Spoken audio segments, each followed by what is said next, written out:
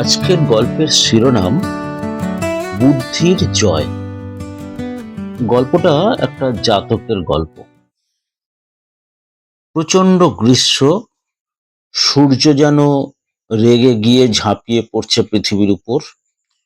বনের পাতাও শুকিয়ে খড়খড়ে হয়ে উঠেছে। সেই ঘন অরণ্যের এক কোণে বাস করত এক বাঁদরের দল। দলটি খুবই সংগঠিত।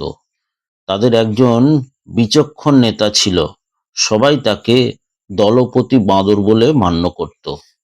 বয়সে বেশ প্রবীণ, চুপচাপ স্বভাব, কিন্তু মাথা ঠান্ডা ও মনের জোর প্রবল। এমনই একদিন গোটা বন যেন আগুন হয়ে উঠল। পাতায় পাতায় জলের খোঁজ চলছে, পশু পাখি সব হাঁসফাঁস করছে।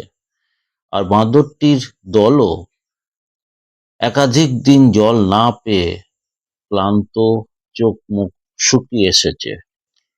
ঠিক সেই সময় এক তরুণ বাঁদর চিৎকার করে উঠল, জল, জল পেয়েছি, চলো সবাই। একটা ছোট্ট কুয়ো, গাছপালা ঢাকা, সেখানে জলের ঝিলিক দেখা যাচ্ছে।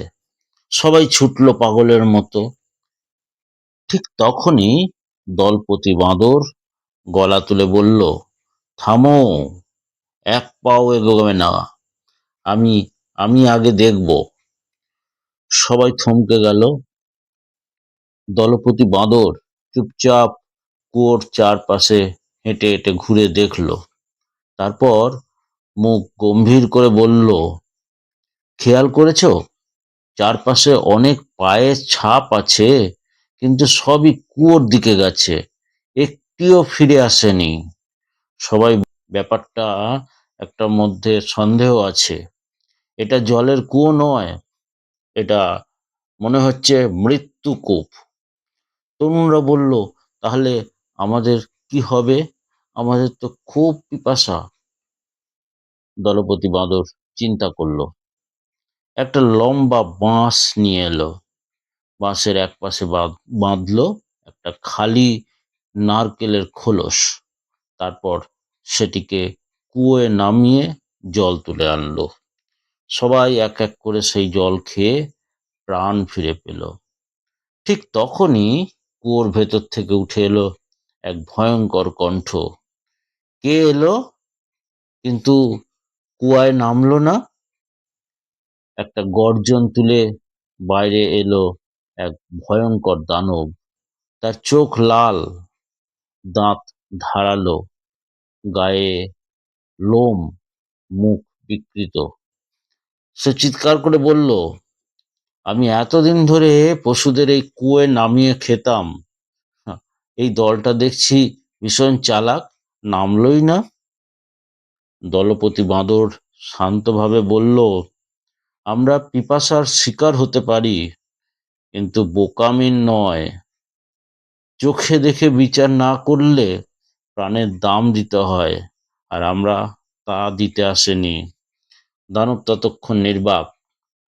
সে বলল, তুমি আমার ফাঁদে পা দাওনি, তোমার বুদ্ধিকে আমি সম্মান করি।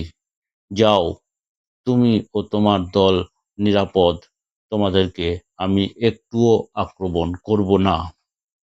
দলপতিটি বলল, যে চিন্তা করে সে টিকে যায়, যে না ভেবে চলে সে ফাঁদে পড়ে। এই গল্পের নীতি শিক্ষা কি?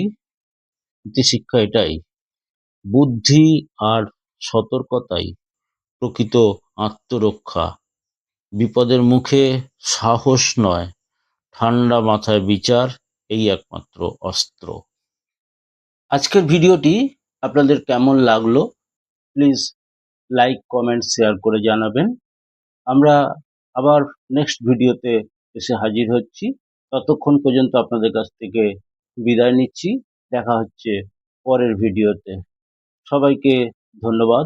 নমস্কার।